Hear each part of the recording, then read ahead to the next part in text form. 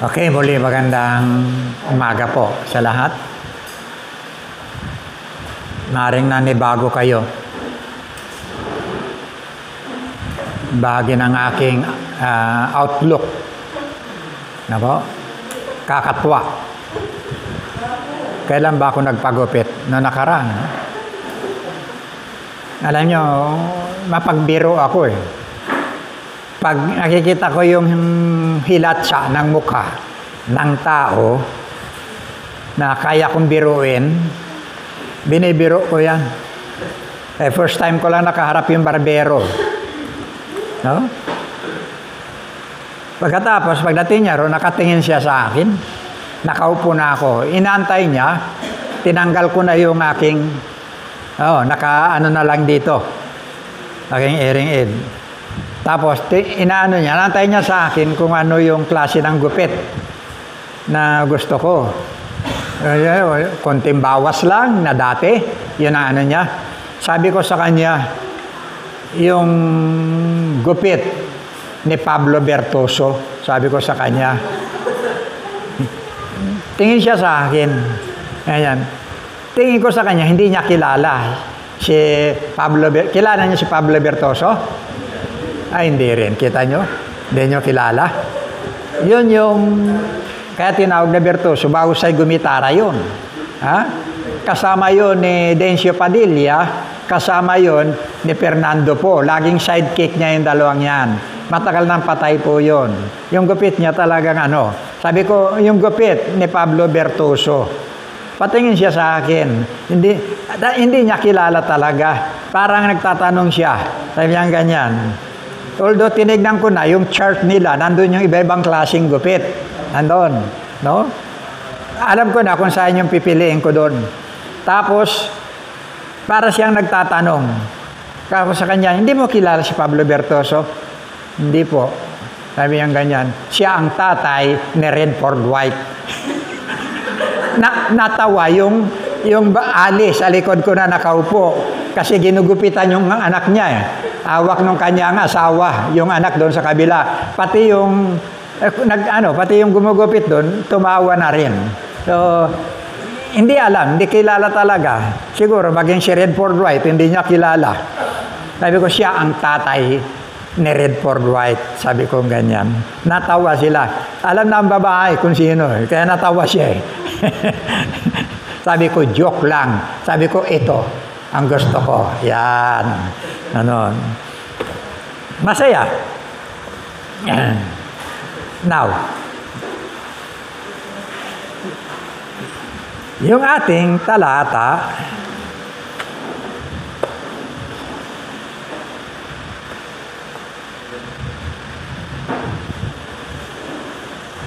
mahalagang bagay sa buhay Kristiyano.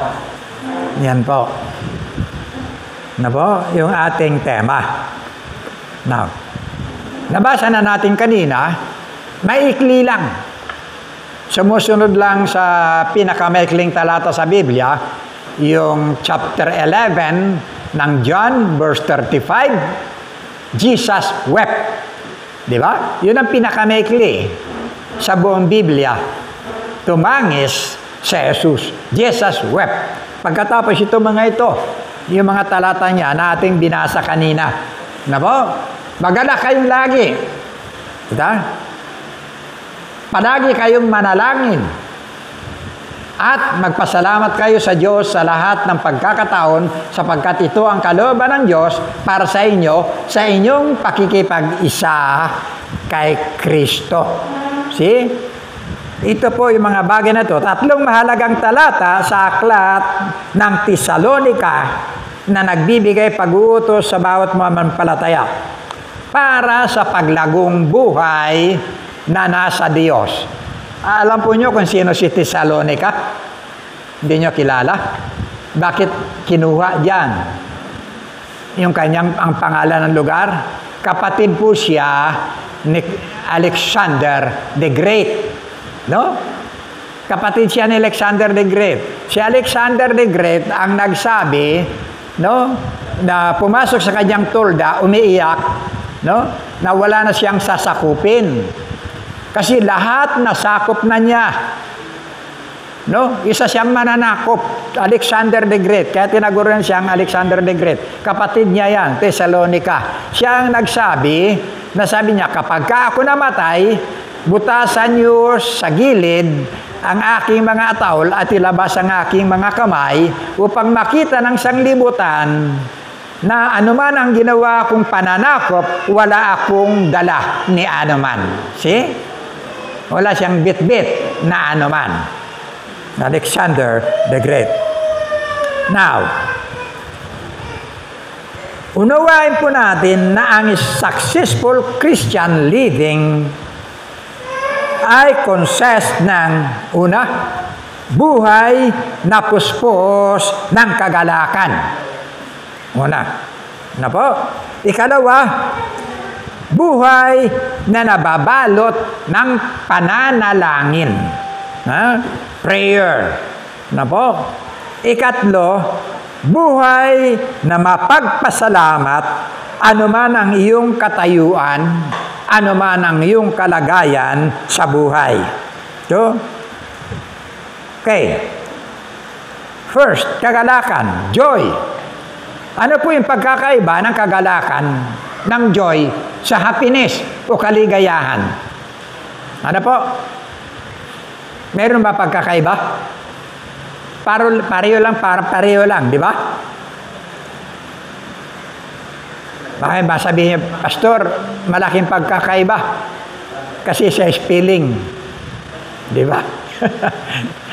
Yung kagalakan, unconditional. Unconditional. See? Ang happiness, kaligayahan, kumukupas. Kaya karamihan sabi nila, walang forever. Di ba? Tumama ka sa luto ngayon, abay, walang kasing saya. Di ba?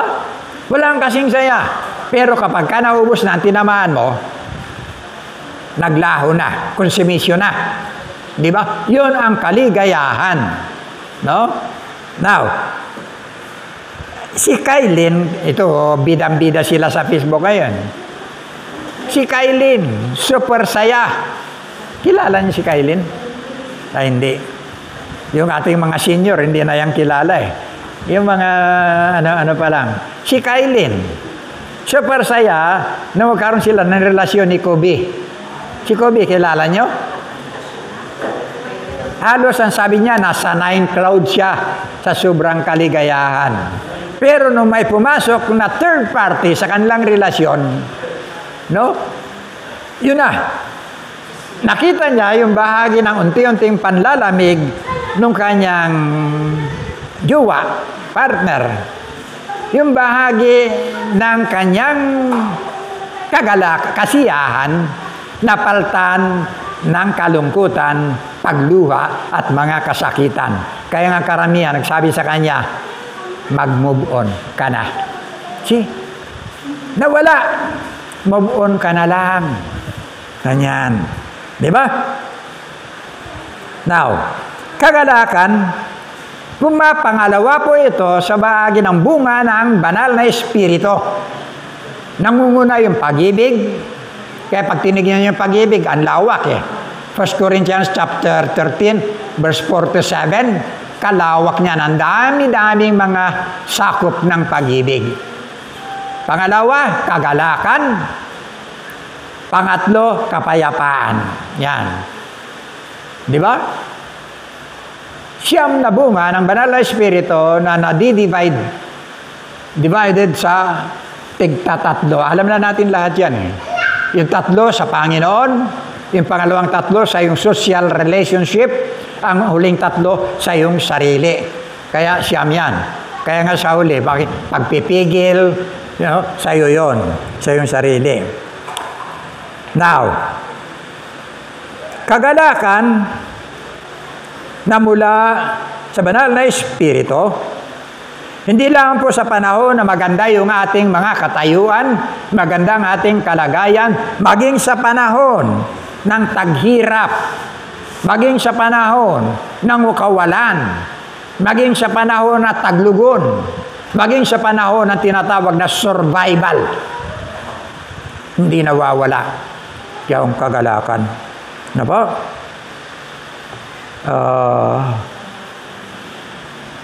Mayroon akong babanggiting pangalan, siguro estranghero rin sa inyo. Cecilia Marcelo, no? Isa yang kompositor. Pag tinignan nyo yung mga hymnals natin na bago, na po, tinignan nyo sa itaas, composed by, yan, Celia Marcelo. Ha?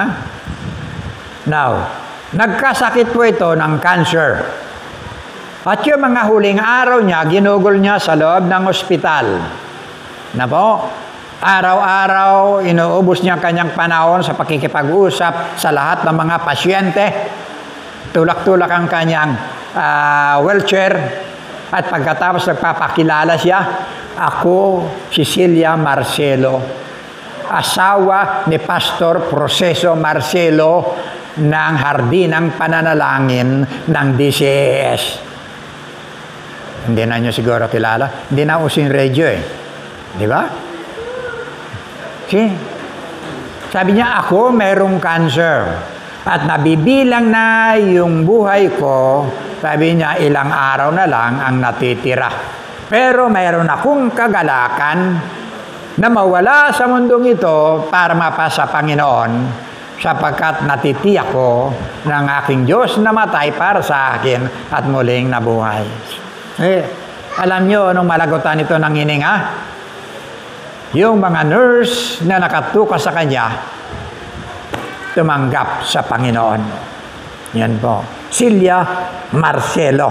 Na po? Ito ang sinasabi po ni Apostol Pablo sa kanyang panulat. Saganang akin, ang mabuhay ay si Kristo. Pilipos 1:21. At ang mamatay ay pakinabang. Ano ba? Now, pagkarayon na po, ang dumarapo po sa atin, problema. Di po ba? Mga problema. Malaki at malawak ang scope o area ng problema. Marami yan, sanga-sanga. Ano po? Maaring sa iyong sambahayan, maaring sa iyong sawa, sa iyong mga anak, sa bisyo. Ayan. Sa kahirapan, sa kasakitan, sa karamdaman na marami po nating nararanasan. Ano po? Na kuminsan, apektado po tayo, nagkakaroon po tayo ng tinatawag na panghihina sa buhay spiritual. Ano po? Pero dapat po nating tandaan na po, nasa kabila ng lahat ng yan, mayroon po tayong banal na espiritu na nasa atin na patuloy nagre-revive, nagbibigay ng kalakasan at ang pagkilos ng Diyos sa ating mga buhay upang lalo siyang malugod, mapapurihan sa bahagi ng ating mga buhay. Ibinabalik ang bahagi ng ating mga kalakasan sa bahagi ng spiritual. Ano po? 2 Corinthians chapter 6, verse 10.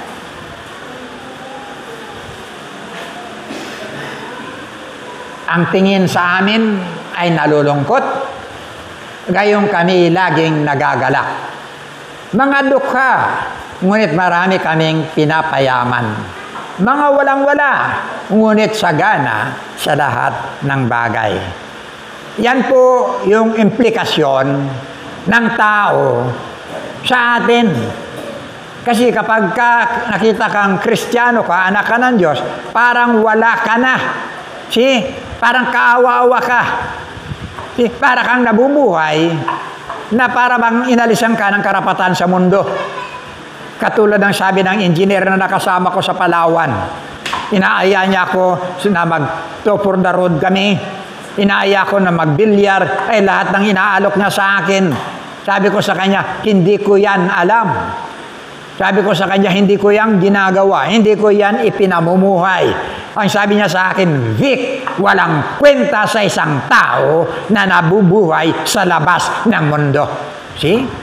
Yun ang trato turing nila.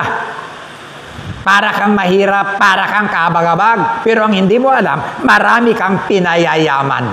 See? Yun po yung ano natin. Naalala ko, balik ko muli. Yung matanda na nag-iisa sa buhay, matanda na siya, puti na halos lahat ang buhok, babae. Tuwing linggo, pinakamaaga na dumarating yan. Makikita mo kung anong dapat na ayusin dyan, nag-aayos na siya. Na po, pagkatapos, nandyan yan. Kung mayroong dapat damuhin, nagdadamo siya. Na po, nabubuhay sa love gift. Tulong-tulong, lalo na sa mga kapatiran, sa pastor. Now, lagi ang kanyang upuan, alam ng lahat doon. Na po, sa isang lugar. Kaya kapag may time nung wala na bakante na po yung kanyang upuan, ilang linggo na po, nag-worry na yung pastor. Katulad ngayon, wala si Sister Indring. Na po, alam ko maaga pa yung dumarating. Hindi pa ako nakabihis, hindi pa ako nakakape, dumarating na yan. Andiyan na yan sa bahay. Pagmulat ko, paglabas ko sa kwarto, andyan na siya. Ganon siya. So, nakaupo siya. Pero nung time na yon, ilang linggo na wala. Worried na yung pastor, nagtanong na sa mga miyembro, walang makapagsabi kung saan siya at kung saan siya nakatira. See? Dumating ang pagkakataon, ang sabi niya, hanapin natin. Baka kung ano na nangyari sa ating nanay o kapatid. No? Nagtanong-tanong sila, mga kabataan, nagtanong-tanong, natukoy nila, nung makita nila may nakapagturo, isang building na tila nasunog na, no? Wala nang bubong, mga puro pader na lang. Nakita nila, nang magtanong sila, may kubo-kubo doon, sa gilid, sa sulok ng building, na po. Pagkatapos, nung tingnan nila, nakita nila si nanay, si Lula, nandoon, nakahiga. Sabi niyang ganyan. Nung pagdating nilang ganyan, bumangon yung matanda, isang kubo-kubo na plastic lang ang pinakabubong. Pagkatapos, mayroong hollow blocks na nakadagan at mayroong ilang gulong ng tricycle. Pagkatapos, pagsilip nila, nandoon. Yung papag ni Lola, andyan, espasyo lang na maliit, wala pang isang dipa, nandun din yung kanyang kusina, yung mga ilang gamit lutuan. See? Pagkatapos, wala na, lupa na yan, semento na dating semento ng building. Nung napilitang tumayo ang matanda, nung makita sila, hindi sila makapasok, dahil mababa lang. Pagkatapos, lumabas yung matanda, mga anak, sabi niya ganyan, pasensya na kayo. Nagkasakit ako, kaya hindi ako nakakapagsimba. Ganyan. Naiyak. Yung mga bumisita sa kanya, nung makita yung kanyang kalagayan. Na po, may mga dala-dala sila. Pero nung makita nila, yung kalagayan ng kanilang dinalaw, naluha po sila. Nung makita na lumuluha sila, mga anak, sabi niyang ganyan, alam ba ninyo, nang nakatira dito, anak ng hari? See? Anak ng hari. Kabag-abag kung tingnan ang buhay mo, pero ang hindi nila alam, tagapagmana ka ng kaharian ng Diyos. Ganito po, ang sinasabi ng talata, ang tingin sa amin, nalulungkot. Gayong kami laging nagagalak. See? Puno ka ng pangako, puno ka ng assurance. See? Mga dukha, ngunit marami kaming pinapayaman. See? Pag sinabi mo lang sa isang tao, mahal ka ni Kristo, namatay siya para sa'yo, tanggapin mo si Kristo. Yung katiyakan ng kamatayan ni Kristo mapapa sa kanya, magiging anak siya ng Diyos. Pinayaman mo ang iyong kapwa. Mga walang-wala, ngunit sagana sa lahat ng bagay. See? Yan ang prosperity gospel. Tingin sa iyo, wala. Hindi sa pera. Hindi sa pera. Okay? Ano sabi ng Ephesians chapter 1 verse 3? Efeso 1:3. Purihin ang Diyos at Ama ng ating Panginoong Jesucristo, pinagkalooban niya tayo ng lahat ng pagpapalang espiritual na nagmumula sa langit dahil sa ating pakikipag-isa kay Kristo. Lahat! See? Bilangin niyo, ano yung mga pagpapalang yan? Pinagkaloob sa iyo, lahat. Maraming nasaan? Prosperity gospel, pera. Kaya yung isang pinakamataas na sabi niya, pag wala kang kotse, 10 years ka ng membro dito, sasagasaan kita. Kasi ang inasaan niya, mention, kotse, branded, lahat, pera sa bangko. Hindi po yan. Isa na mapapa sa atin, ang bagay na nasa langit, hindi mo alam yun. See? Kaya pag binuksan mo, wala dyan pa lang ka. Pag binuksan mo, maging ang 2 Corinthians chapter 4, verse 18, ang paningin namin nakatutok sa mga bagay, mayroon ba dyan? Wala. Na hindi nakikita. Sapagkat panandalian lang ang mga bagay na hindi nakikita, ngunit pang walang hanggan ang mga bagay na hindi nakikita. Ayan. Samantalang kami ay nagsisitingin hindi sa mga bagay na nakikita, kundi sa mga bagay na hindi nakikita, sapagkat ang mga bagay na nakikita ay may katapusan, datapwat ang mga bagay na hindi nakikita ay walang hanggan. Yan po yung mga bagay na mula sa langit. Kasi, sa atin lang, kita natin. Ano yon? Ang sabi niya, pinagkalooban po tayo na lahat ng pagpapalang spiritual mula sa langit dahil sa ating pakikipag-isa sa ating Panginoon Jesucristo. Higit pa yan sa anumang bagay. Yung pinagkaloob sa atin na yan. Una na, sino makapagsabi? Anong na pa sa atin na mula sa langit? Kaligtasan. Hindi lahat mayroon yan. Ha? Hindi lahat. Pumunta ka ngayon sa mga meeting di abansi ng mga politiko. Ha? Kahit na umuulan yan, nakapayong sila, marami. Pero sabi mo, meeting di abansi sa Panginoon. See? Mabibilang mo yung tao. Yun lang, mayroong Kristo. You see?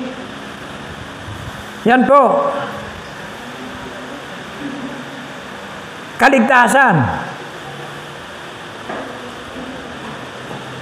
Katiyakan.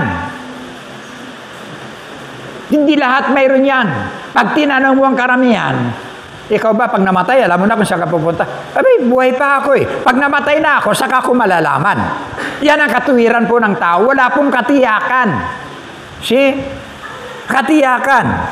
Yan po yung mga bagay na spiritual na binuhos, umulan, mula sa langit na napasa atin. Na po? Ano pa? Buhay na walang hanggan. At marami pang iba. Napakinabang po ng isang anak ng Diyos. Ang sabi ng mga awit, 103, talatang 11 hanggang 12, ang agwat ng lupa't langit, sukatin may hindi kaya. Gayon ang pag-ibig ng Diyos sa may takot sa Kanya. Yung agwat ng lupa't langit, gayon po yung binahagi, yung sukat na binigay ng Diyos sa pag-ibig sa iyo. You see? Ganun po. Kung ano yung taas, aling langit? Ay 3 langit po yan eh. Langit ng ulap, langit ng mga buntala, langit ang tawag po dyan sa creation. At langit na ikalawang paraiso na sinasabi ni Apostol Pablo sa 2 Corinthians chapter 12. Andiyan yan, yung paraiso ng Diyos. See? Alin yan? Yung kinunan niya ng sukat para ihambing sa iyo ang kanyang pag-ibig. Verse 12, kung gaano kalayo ang silangan sa kanluran, gayon din niya inalis sa atin ang ating mga kasalanan. Assurance. Mayroon kang katiyakan, mayroon kang assurance sa iyong sarili na kahit na nandito ka, anak ka na ng Diyos, nakakagawa ka ng kasalanan, pero patuloy ang pag-ibig ng Diyos at pagpapatawad. Ano sabi niya? Kung gaano yung lawak ng silangan sa kanluran, gayon ko winalis ang lahat ng inyong mga kasalanan. Assurance. Inalis. Wala ka na. Malinis ka na. Paano ba niya? Natisod ka dyan. Nakapagsalita ka ng hindi maganda. See? Hatakin ka ba ng impyerno? No, hindi. Anak ka na ng Diyos. Hindi sa ganung maliliit na bagay. Roma 8:1.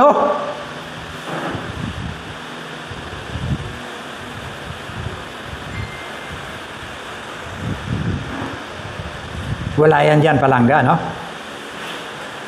Ngayon nga'y wala nang anumang hatol sa mga nakay Kristo Jesus. Wala ka ng hatol. You see? Kaya natutuwa po ako at nalulungkot na nabuksan sa kaalaman ko po.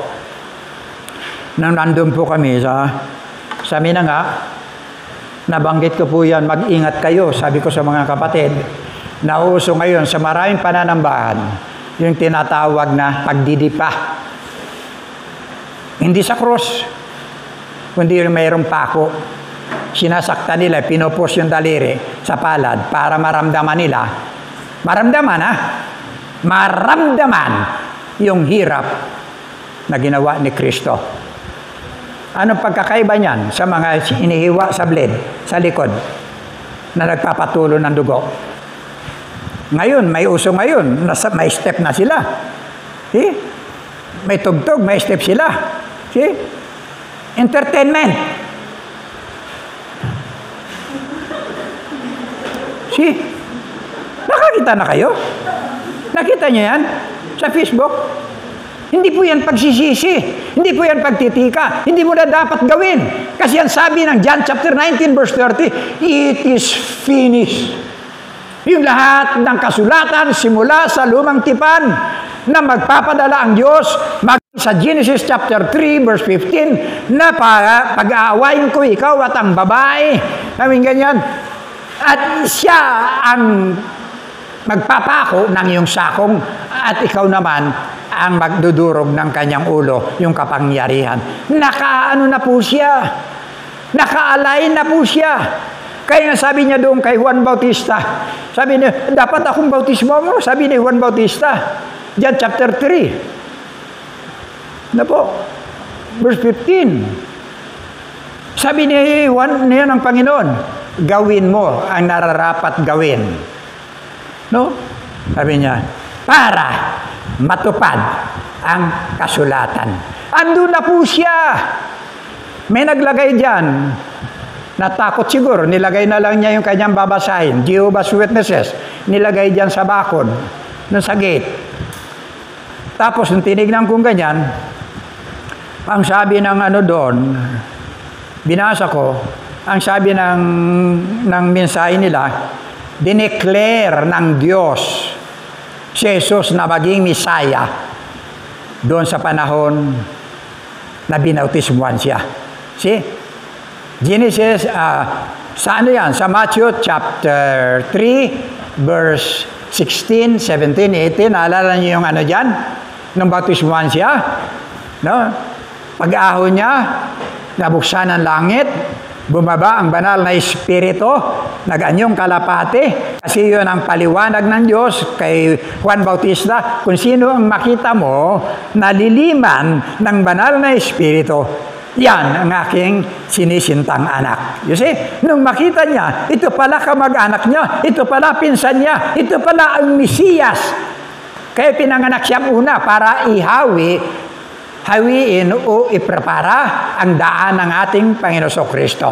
Bagamat ang kanyang nanay, baog, si Juan Bautista, kulubot na, kayong kanyang asawang si Zacarias, hindi naniniwala ng kanyang asawa mga anak, kasi baog, pagkatapos kulubot na yung balat. Kasi, wala na sa panahon. Kaya nga napipi si Zacarias, dahil hindi siya naniwala, hanggat hindi nailalabas si Juan Bautista. Ang layunin ng Panginoon, ihanda ang daan ng Panginoon. Noon pa, nakahanda na ang Panginoon bilang Mesiyas. Kaya sabi ko, pag tinignan mo, kulang talaga ito mga ito. Pag tinignan mo, makikita mo sa 1 Peter chapter 1 verse 20, noon pa, lokit mo palang. Noon pa, wala pa ang lahat ng bagay, Mesiyas na po. Pagbagsak, hindi pa bumabagsak ang tao, inilaan na po si Kristo na panapo para ang tao hindi mapahamak. Na nakilala nga ng una bago itinatag ang sanglibutan ngunit inihayag ng mga huling panahon dahil sa inyo. Yan ba nakalagay dyan?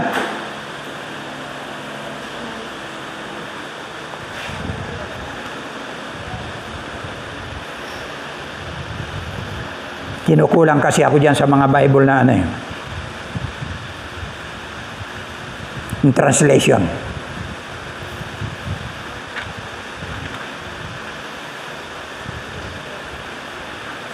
Ito po ang translation yan. Yung akma, ha? Akma rin po yan. Kaya lang pinaikli. 1 Peter chapter 1 verse 20. Ang sabi diyan, itinalaga siya ng Diyos. Anong itinalaga? Anointed. Ha? Anointed. Itinalaga siya ng Diyos bago pa nilikha ang daigdig. Ha? At alang-alang sa inyo ay inihayag sa mga huling araw na ito. Nung bautismuhan siya, nahayag po yun, na ito pala ang Mesiyas. Kaya sabi ko, yung Bible na ano na yun, kinukulang ako ng bahagi ng eksplanasyon. Ano po? Mesiyas! Wala pang sanglibutan, wala pang tao. Itinilagan po ang ating Panginoon Kristo. Hindi sa panahon na binautismuhan siya na nakita yung banal na Espiritu. Mali!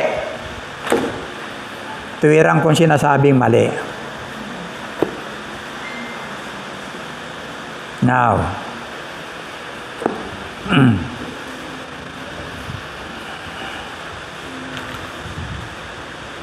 okay? So, ito po yung katayuan ng isang anak ng Diyos. Sa isip, sa puso, bagamat dukha, marami kang pinayayaman. Ano po? Sa kalagayan, kahit salat sa maraming bagay, hindi ka apektado dahil alam mo na merong Diyos na buhay na nanghahawakan sa iyo. You see? Kaya sabi ko nga doon sa mga kapatid sa Minanga, buti na banggit ko yon. Mayroon na palang isa na nagsagawa. See? Sabi ko, tandaan ninyo na ang Diyos hindi after sa pakiramdam. Tandaan nyo yan. Hindi siya after sa pakiramdam. Tumatawag yan to rise ng ating emosyon. Hindi siya after sa pakiramdam na dinaramdam mo. After siya sa iyong pananampalataya. Hello? After ang Diyos sa ating pananampalataya, hindi doon sa iyong dinaramdam. Kahit na iduro mo yan, masugatan ka pa, tumagos pa sa palad mo, pagbukas magaling na yan, nawala na yung pakiramdam mo. It is in the heart. Hindi siya tumitingin sa bahagi ng ating mga emosyon. Tumulo man ang sipon mo dyan, nasasaktan ka ngayon. Trabaho yan ng kursilista nung araw. Nirurolyo. Ang sabi niya, pinapalo ka ng 2x2 para umiyak ka. See? Ganon sila. Pahirapan ka. Pakikita sa iyo yung pagiging makasalanan mo. Pero ang problema, hindi na ibibigay sa iyo yung solusyon. Si Kristo. See? Kaya yung kursilyo, sandali lang. Nag-jump na, nawala na. See? Jump, brother jump. 2 weeks, 1 month. Iyak sila. Pagkatapos ng 3 days, paglabas dyan, iyak sila talaga. Tulo talaga lahat. Halo-halo. 1 week, 2 weeks, 3 weeks, 1 month. BSD. Balik sa dati. Ibinigay sa iyo yung karamdaman mo. Ang problema, hindi ka binigyan ng gamot para ka mabago. See? It is not by emotion, kundi by conviction na mula sa Holy Spirit. Dali kasi makano yan, yung damdamin. Ha? Kaya sabi ko, madaling magparami. Pero ang problema, pag tinignan mo sa banal na kasulatan, pakita mo sa akin, saan sa banal na kasulatan, na dapat mong gawin ang ganito. Ang sabi ni Kristo, it is finished. Ginawa ko na lahat. Bakit nandiyan ka pa? Anong pagkakaiba mo dun sa nagpapapako talaga na nagpapatulo ng dugo? Pareho lang kayo. Pareho kayo. Sana matauhan si pastor. Pastor na yan. Hindi emosyon, conviction na mula sa banal na Espiritu. Alam mo, kapag ka nakasakit ka, alam mo kung may umakbang ka na mali, alam mo kasi mayroong banal na Espiritu. Nandiyan, kung magpatuloy ka sa kasalanan, wala kang kapayapaan na nadarama sa iyong sarili kasi mayroong umangat-ngat sa iyo. Nandiyan ang banal na Espiritu. Sino naka-observe niyan? Sino nakaranas niyan? Okay? Gusto mo sumigaw? Wala kang kapayapaan na darama. Panginoon, hindi tama yung lugar na ito para sa akin. Andun siya. John chapter 14, verse 26, andyan yan. Nagtuturo sa iyo. Nagsasabi sa iyo, anak, iwas. Anak, wag yan. See, yung babae doon na bumibili ng sabon, kinuha, lalagay na lang. Rose, tama, alalang pangalan. Rose, wag yan. Binalik niya uli. Yun ang iyong konsensya. Ang banal na Espiritu. Ang sabi ng banal na Biblia, ako'y dadalangin sa Ama. John chapter 14, verse 16 to 17. Ako'y dadalangin sa Ama na kayo padala ng isa pa. Another comforter. See? That He will be, ano ito tawag dito sa English? He will guide you. Ang sabi diyan? Guide. Ayan, anino ko. Pag gumalaw ako, andyan siya. Hinto ako, hinto yan. Pag tumakbo ako, tatakbo yan. Pag umupo ako, uupo yan. Kasi nandyan siya sa akin. See? And He will dwell in you. Tahanan ka ngayon ng banal na Espiritu. No, 1 Corinthians chapter 3, verse 16 to 17. 1 Corinthians chapter 6, verse 19 to 20. Templo ka na ng banal na Espiritu na nasa iyo. Nasa iyo. In you. Hindi mo na kinakailangan. Come, Holy Spirit, fall on me now. Ano pa yun? Anoint me with thy power. Imagine. Anoint me with thy power. Nung tanggapin mo si Kristo, hindi mo alam, anointed ka na. Binigay sa iyo ang Espiritu Santo, Ephesians 1:13. Bayan ka na ng Diyos. Anak ka na ng Diyos. You are anointed. Ano pang hinahingi mo? na bumagsak sa'yo. Paano kung may naghihingalo? Wala pa palang banal na Espiritu sa'yo. Paano mo mauwitnisan? Paano ka nakakalakad ng maayos na wala kang manibela? Hulog ka sa kanal, bangga ka ng bangga, disgrasya, abutin mo. Ano yung mga minamahal? Kung pagpaparami, kung bahagi lang ng makikita natin, pero wala po sa Bible. Kolosas 2:8, tradisyonal, gawa ng tao, hindi mula sa puso ng Diyos.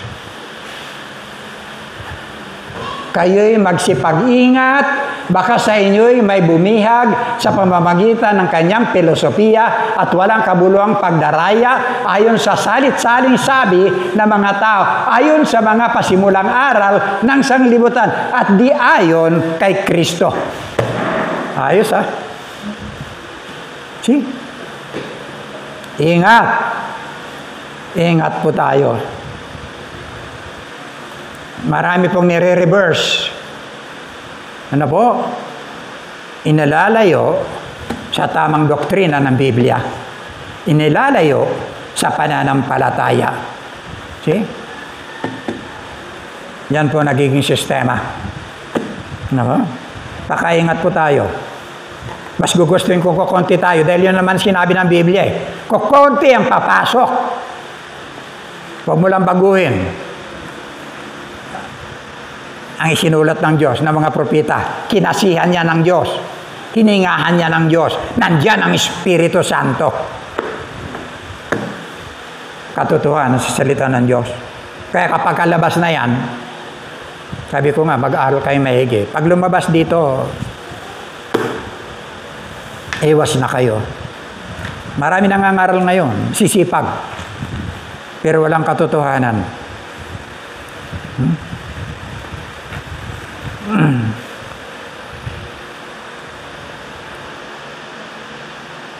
Kalawa, laging manalangin. Napalaot tayo, Napalaot tayo. Laging manalangin. Okay? Efeso 6:18. Gutom na kayo? Nandiyan ang mga pagkain natin sa labas.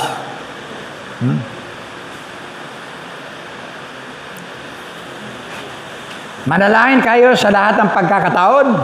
Humiling at sumamo sa patnubay ng Espiritu. Lagi kayong maging handa at patuloy na ipanalangin ang lahat ng hinirang ng Diyos. See? Lahat. Pagpipray po natin dila. Sa lahat ng pagkakataon. Lalo na sa panahong wala ka sa mood. Lalo na sa panahong tamad na tamad kang manalangin. Lalo na sa panahong bagsak ang spiritual na buhay mo dahil sa maraming problema. Okay? Doon ka dapat manalangin. Hello? Dapat proud po tayo. Nang kinakausap natin, Diyos. Ano po? Diyos na mayroong kapangyarihan. Diyos na umahawak sa ating buhay. Pero kalimitan dito po nagkukulang ang mga mananampalataya. Okay? Hindi nila nakaugalian na maging hininga po nila yung prayer. Ang prayer nagsisilbing charger. Kung concern po tayo na malubat yung ating mga cellphone, mas dapat tayong concern sa ating mga buhay, sa ating mga sarili, pagkulang tayo sa pananalangin. Hello? Ngayon, alam niyo, mga minamahal, nakakalungkot. Marami po mga Kristiyano na hindi nakasanayang manalangin. Patawad po. Nakakaligtaan nila maging sa harap ng pagkain. Ano na yun? Hindi nila alam, di man lang nila naalala na isang butil na nilaglag nung nagtanim.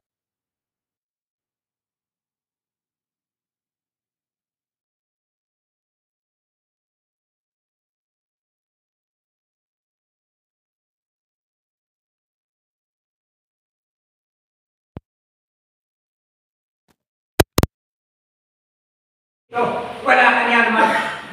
Para ka lang yung adagang ano, na parang walang Diyos na pinagmula.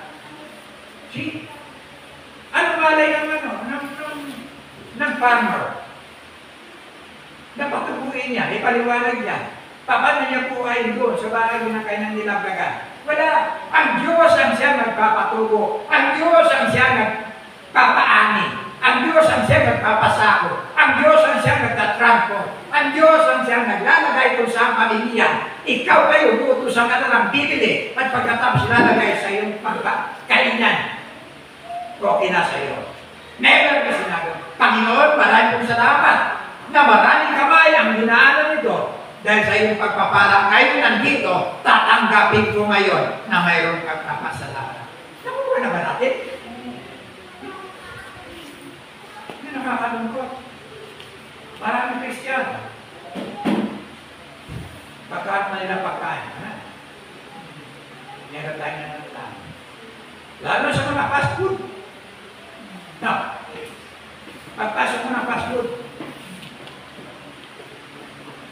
kanya-kanya lang time break. Makita mo lang na maraming mga nahiya ka na. May pahayag yung pananampalataya na mayroon kang Diyos na kinakausap. Hindi ba? Kulang tayo sa prayer. Kulang tayo sa pananalangin. Kaya kung tamaan ka, problema, kapay tayo. Di ba? Kulang tayo dito. Salita ng Diyos. Nakakabasa lang tayo pagka-araw ng linggo. Sa responsibility, sa mga bahay. Paano ka lalago? Yung spiritual na buhay natin. Magtanim ka. Pabayaan mo lang ka. Huwag mong diligan. Huwag mong lagyan ng fertilizer. Tignan mo kung anong nangyari. Swerte kung mabuhay siya. Walang pananahangin. Walang salita ng Diyos. Ganun lang. Nabuhay ka na lang ng gano'n. Hawak mo yung buhay mo. Pagtulog ka na, wala ka nang alam. Di ba? Nakamaka ka dyan. Kahit nalagyan ka, busan ka ng kape. Nanamnamin mo pa. Hindi mo alam. Kung ano nagaganap sa paligid. Kung ano nangyayari sa'yo. Alam mo lang, tulog ka. Pero hindi mo alam pa paano ka gigising. Baba mo ulit. Harapin ang lahat ng responsibilidad mo. Ay Diyos na nangahawakan tayo. Na never na binibigyan mo ng pagpapahalaga sa buhay mo. Hello!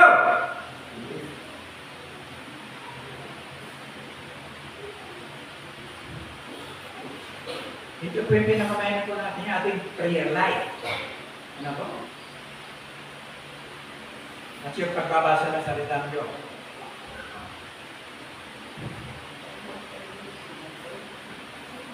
Sabi ko nga, di pa nyo nakikita yung mga kung kulang ka sa pananalangin, tapos nakita mo dyan, may nalilisik kang mata, nagdudura. Nakalang magawa. Nandini mag-process. Hindi ang susunod sa'yo kahit anong sabihin yung Jesus name, Jesus name. Una-una, hindi kayo karapat-dapat. Wala ka, kulang ka sa pananalangin. Kulang ka sa prayer. Ang demonyo, hindi mo mapapalaya sa pamagitan ng kalating oras na pananalangin. Ito, maraming demonyo dito. Kaligid. Anong gabi yun? Nakakita siya na ganito kalaki, liwanag. Ibaba siya sa mundan. Ibang talong-talong na. Sabi ng iba, santer mo. Sabi ng kapatid na, Samuel, santer mo. Isang bagay lang. Ito po. Evil. Spirit. Ano yun? Yan po yan. Hindi ko yan sinungaling. Pag sinabi ng Biblia, paano ko lang? Yan po yan. Pero huwag kayo matakot. Kaya hindi makapanakit yan. Tandaan ninyo. Hindi makapanakit ng isang anak ng Diyos. Hindi niya alam yung ating iniisip. Ang Diyos nakakaalam. Basta lang siya nakikiramdam. Ganyan ang diablo. Nakikiramdam lang sa'yo. Kung saan ka mahina, doon ka lagi. See? Doon ka lagi susundin. Kung saan ka mahina, doon ka binabuli. Para sumiklam ka. Ganyan ang diablo. Okay? Kung saan ang masarap sa'yo, doon ka lalagyan ng kain. Okay? Pag kumagat ka, tapos ka na. Okay? Yan ang diablo. Hindi niya alam yung ating iniisip. Hindi niya alam yung ating nasa puso. After lang siya sa pakiramdam. 1 John chapter 5 verse 8, 1 Peter chapter 5 verse 8, tulad lang siya ng leon, ali-aligid, nagmamasid, naghahanap ng masisida. See? Kung ikaw dyan, pagod na pawis na si pastor, na kami mensahe. Ano? Nandiyan na halos wala na. Tapos ikaw niya. Tapos siya.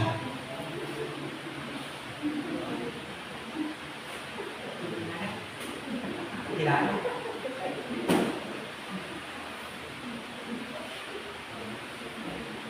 Kaaga pa, wala pa snubit, tulog pa na. Okay? Walang grasya na papasok sa buhay mo. Ephesians chapter 6 verse 12, dama.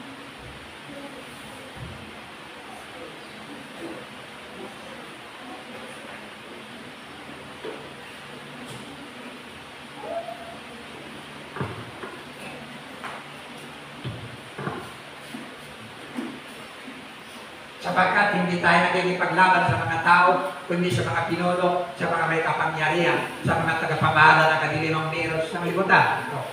Sa mga hukbong espiritual ng kasamaan sa ipapawi. Yan sila. First 7 sa kanila yan. Si Satan, Ephesians chapter 2, verse 2, siya ang prince of the power of the air.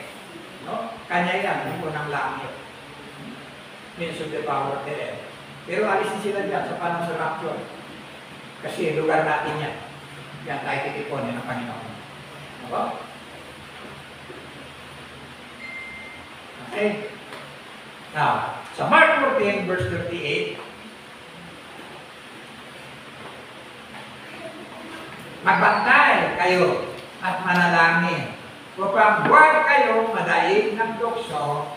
Ang espiritu ay nakahanda, ngunit ang laman ay mahina. See?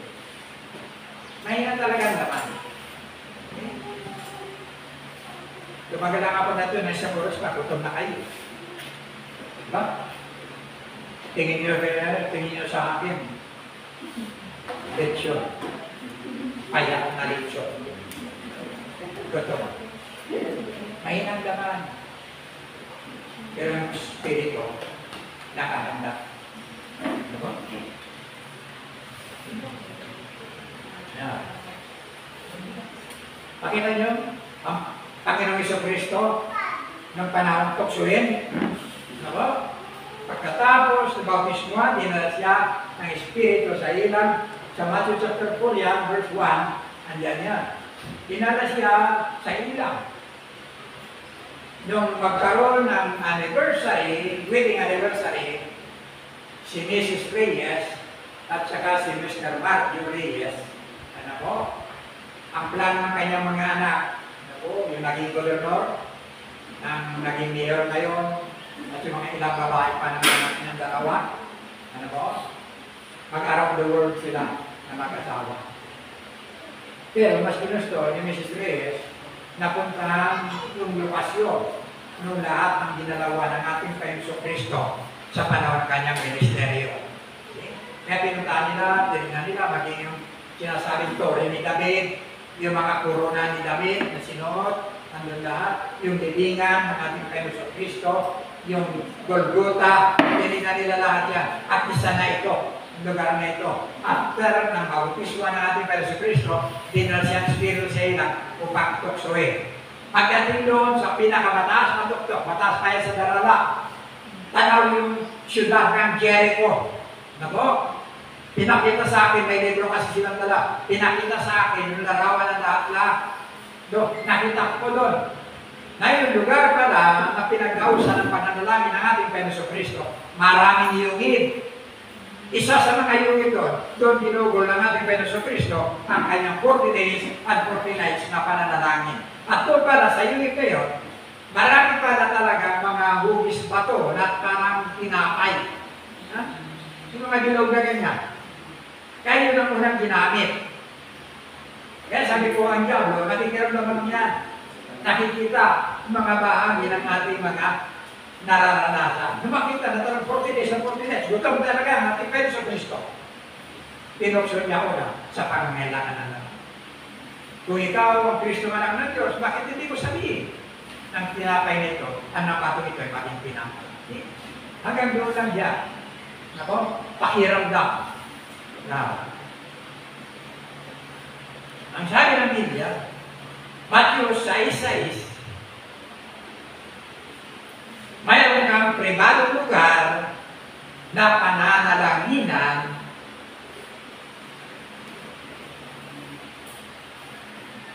ngunit kapag manalangin ka, pumasok ka sa iyong silid at isara mo ang pinto sa kakamanalangin sa iyong Ama na hindi mo nakikita at ang iyong Ama na nakakakita ng ginagawa mo ng lihim ang siyang magbibigay sa iyo ng gantimpala. Okay? May baka sabihin, Pastor naman, wala nga kami ako, wala akong kwarto. Kapraso lang ang higaan ko. Doon ka na naman. Buksan mo ba ito? Kausapin mo ang Panginoon? Ang Diyos? Sa loob lang ng isang minuto, buksan mo ito. Makikita mo yung mga pangako ng Diyos. Makikita mo yung bahagi ng mga kasatuanan, bubuksan sa iyo. Na yung palang-talatang binasa mo, kailangan mo. Okay? Kakagulo ko lang mo. Netflix para na lang. Araw-araw. Sabi ko na, tuloy ng Panginoon. Matanda na ako, yung ibang matatanda, uliani na. Pero patuloy akong sinusustinihan ng Panginoon. Salita ng Diyos. Hindi yan yung haba ng ginugol mo sa Bible school. Maging totoo pala. Pupuruan ka ng Panginoon. Bubusugin ka ng katotohanan.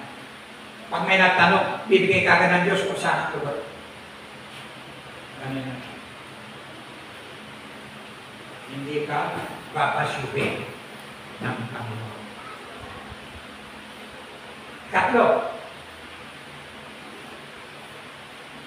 pagpasalamat tayo sa Diyos sa lahat ng pagkakataon. Maging mapagpasalamat. Okay? Efesos 5:20.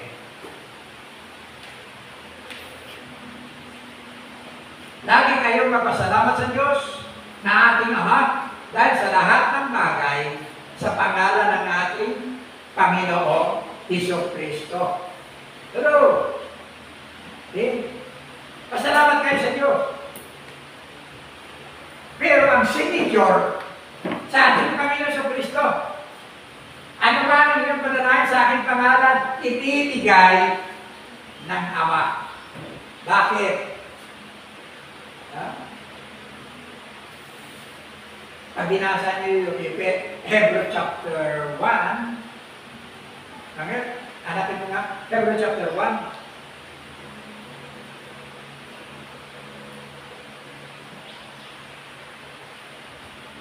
meron man o wala, nagpasalamat ka. Ha? Meron man o wala, pasalamatan mo sa Panginoon. Hindi yung pagbukas mo ng sinain, sasando ka na lang, lalagyan mo pa ng krus. Terebe. Mamatay. Sinasasabi kayo, krus, lalagyan ka mo dyan.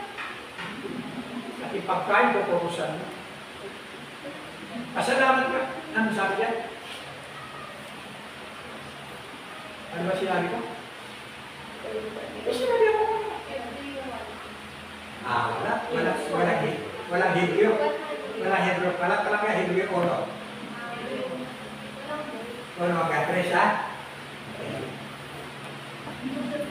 Noong una, nagsalita ang Diyos sa ating mga ninuno sa iba't ibang panahon at sa iba't ibang paraan sa pamamagitan ng mga propeta. Ngunit sa makahuling araw na ito, siya nagsalita sa atin sa pamamagitan ng kanyang anak. Okay? Sa pamamagitan ng anak ay nilikha ng Diyos ang sanglibutan at siya ang piniling tagapagmana ng lahat ng bagay. Okay? Nakikita sa anak ang kalwalatian ng Diyos. Kung ano ang Diyos, gayon din ang anak. Siya ang nag-iingat sa sangsinukob sa pamamagitan ng kanyang makapangyarihang salita. Pagkatapos, niyang linisin tayo sa ating mga kasalanan. Siya ay umabot sa kanan ng makapangyarihan doon sa langit. See? Nakita ninyo? Ano ang layunin ng Panginoon ngayon? Matapos niya sa gawang kaligtasan, umakyat sa langit, umabot sa kanan ng Ama. See? Tinitingnan ka lahat.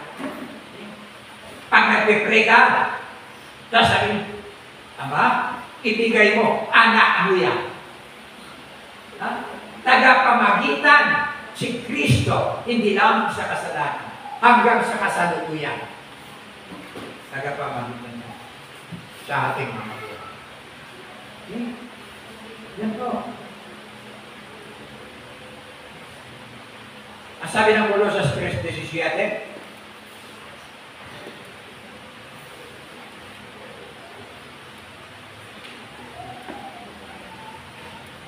at ano ba ang inyong gagawin o sasabihin? Gawin niyo lahat sa pangalan ng Panginoon Hesus. At sa pamamagitan niya ay magpasalamat kayo sa Diyos. See? Nakaalay ka. Nakaalay ka. Ang dami. Sabi ng isang sasayaw yung mga sa paragatan, sasayaw na yung mga taga-puro. Kanya-kanya yan. Mga labanan. Tumayo sa stage yung ng koron. Viva San Agustin! Pagpalain ng koron. Pagpalain ng koron. Pagpalain siya dahil binigyan niya ang koron ng maraming perlas.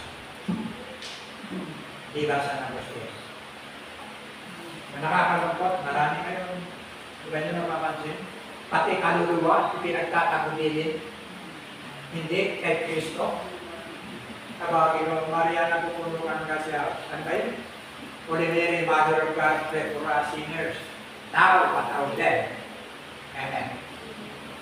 Pray for us, sinner. Holy Mary, pray for us. Hindi mo kailangan. Direkta ka na, makakapasok sa Panginoon sa Kristo. Hindi mo na kailangan ng mediator na iba. Nung sabihin ng Panginoon, it is finished, yung templo na kortena na hapak simula sa itaas hanggang sa baba, pwede ka nang dumirektang pumasok ngayon sa pamamagitan ng ating Panginoon sa Kristo. See? Ano man inyong gagawin, sabihin, gawin niyo lahat sa pangalan ng Panginoon Hesus. Dahil siya lang ang otorisado na kinikilala sa langit. Acts chapter 4, verse 12, walang ibang pangalan sa silong ng langit na suka na pinakikinggan kasimula sa kaligtasan. Maliban ang ating Panginoon. Okay? Ano ba?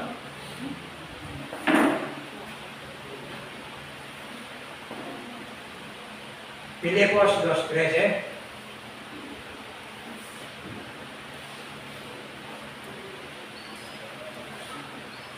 Sapagkat ang Diyos ang kumikilos sa inyo upang inyong naisin at isagawa ang kanyang kalooban. Purihin ang Panginoon. Ang laking papel ng Diyos sa ating mga buhay. Diba? Kala natin minsan, pinabayaan na tayo. Kala natin minsan, parang ang layo ng Diyos sa pinalalagyan natin. Parang abala-abala ang Diyos sa maraming bagay na tayo pinapansin. No. Hindi. No? Dito po ako magtatapos sa last verse. Chapter 2, Verse 9 to 10. Sinabi ng kanyang asawa, mananatili ka pa ba matuwid? Sumpay mo ang Diyos at nang kamatay ka na. Tuloy ko na. Ang sagot ni Job, hindi mo naiintindihan ang iyong sinasabi. Pagkapala lang ba ang tatanggapin mo sa Diyos? Hindi ba natin tatanggapin kung bigyan niya tayo ng pagdurusa? Bigyan niya tayo sa kabila ng kanyang pag-iirap, hindi nagsalita si Job laban sa Diyos. Kaya hindi nasumpungan si Job na nagkasala sa panahon ng kanyang pagdaramdam. Lahat ng kanyang hayupan, 7,000, 5,000, 1,500, mga hayop na yan. Asno, kamelyo, andyan na yan, kordero, andyan na yan. Tapos yung kanyang mga anak. Alam po nyo, tinitingnan ko yung nangyaring sa Facebook na disgrasya sa solid transit. Kailan na? Yung ama na grabing iyak doon sa kanyang anak, sakay ng solid line na na-disgrasya, pupunta sa children's camp, tapos yun, nangyari ang disgrasya. Grabe yung kanyang pandaran. Pero ito si Job, 10 yung kanyang mga anak, bigla, nangamatay.